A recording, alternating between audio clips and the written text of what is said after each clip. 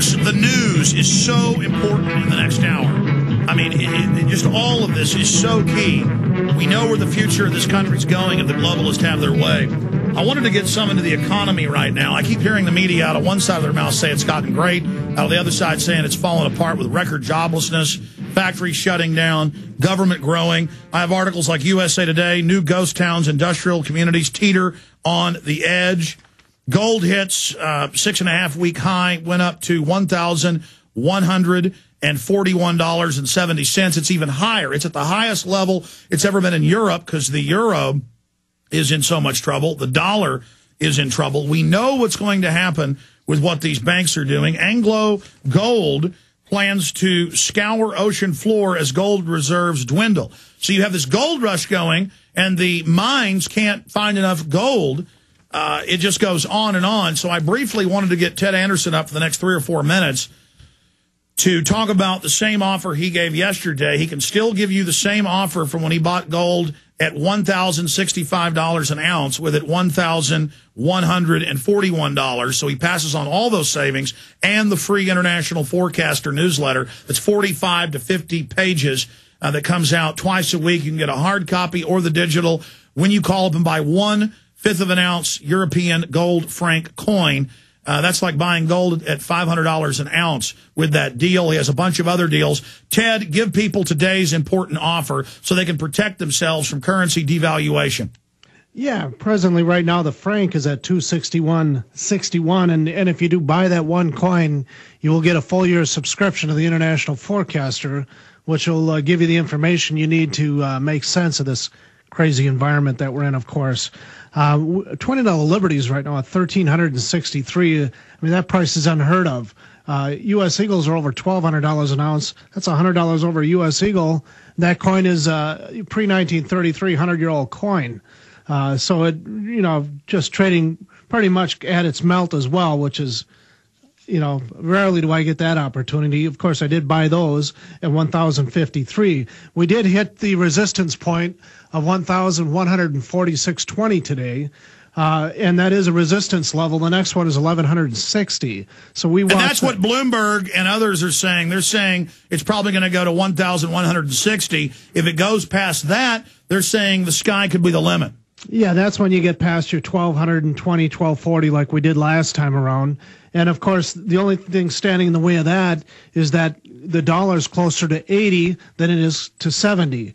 The euro has already taken the dip, and they've already seen the market peak out to a level that it's never seen before in Europe and also Britain. So what's the case here with the United States? I think that the United States dollar is in as much trouble as the euro, and I'm sure that that gold will reflect that. So, and that's because all these currencies are being lowered and valued in a coordinated fashion by the G20, and they're now economists, ABC News, another financial crisis on the way. But don't worry, the Nobel Prize-winning group calls for stronger financial reforms, higher taxes, more money to the bankers, or we'll end up like Greece. We saw the leader of the Democratic Senate talking about that yesterday. They're holding us hostage. We've got to expose these people. That's one way to politically stop them, to point out they are the harbingers and the people creating all of this to get more power. But individually, on the micro level, people need to get into gold and silver. Ted, give people some of the gold coins, some of the silver coin specific offers so people understand how good of a deal this is. Sure, of course. Well, let's take a look. First of all, that Montana silver round is at $18.73. Silver right now is just approaching $17 an ounce. That thing usually trades at about $2 over spot. The Lakotas right now are low. There's a lot of things that I have that are real low at this point. The point is, we're out of time. People need to call the brokers, tell them it's the Alex Jones special to get these huge discounts or to get the free newsletter. 800-686-2237, 800-686-2237. They've got francs, they've got sovereigns, they've got eagles, they've got a bunch of great silver coins. 800-686-2237. Protect yourselves. We will take some calls in the shower, but it needs to be quick and to the point because I must cover all of this news and information, but also enjoy hearing what you have to say in the different unexpected directions that callers take us in. 1-800-259-9231. I am Alex Jones. We're live here Monday through Friday from 11 a.m. at 3 p.m. Central Standard Time, 12 noon to 4 p.m. Eastern. And we're very excited to have all of you tuning in today.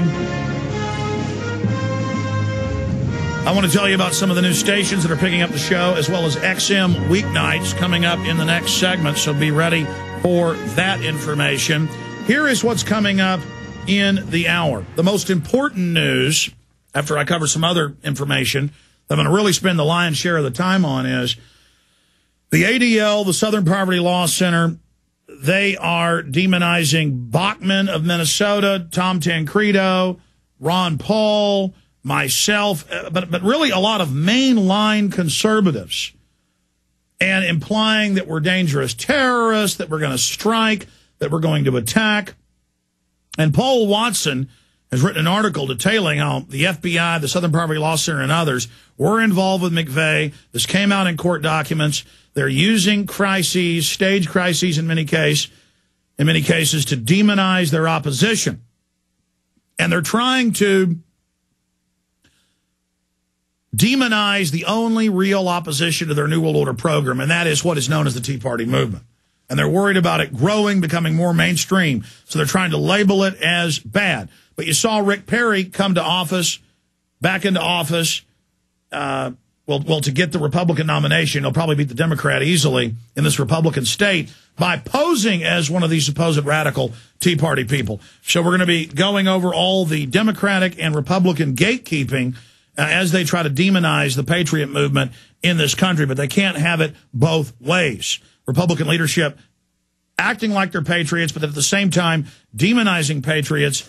That is coming up. Also, you heard Declan McCullagh of CBS News, CNET News, explaining to you, and I agree with him, we've got Larry Pratt of Gunners of America coming on tomorrow, that this Supreme Court ruling they're set to make, and they've basically told the world what they're going to do in their arguments, is anti-gun. They're saying, yes, you have a right to have a gun, but we have a right to restrict your right to a gun.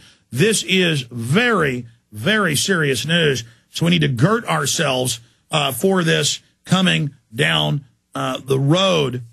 I also want to get into the fact they're going after replica guns. We covered that some yesterday, but more on that coming up in the broadcast. Also talk about the Chilean quake. May have shortened the day, may have changed how fast the Earth rotated. That's out of CBC, Canadian Broadcasting News. And I'm getting a lot of emails and calls a week into this saying, well, Alex, or less than a week into it, or 4 or 5 days into it, Alex, is this an earthquake weapon? Well, the government says, Secretary of Defense Cohen told the Army Times they have earthquake weapons in 97. I don't know. It's been reported that that's some of the things HARP can do. But if we continue to see big cities being hit by unusual earthquakes, but I mean, it's natural, though, to have a lot of earthquakes, so I don't know. I know the government says they have this.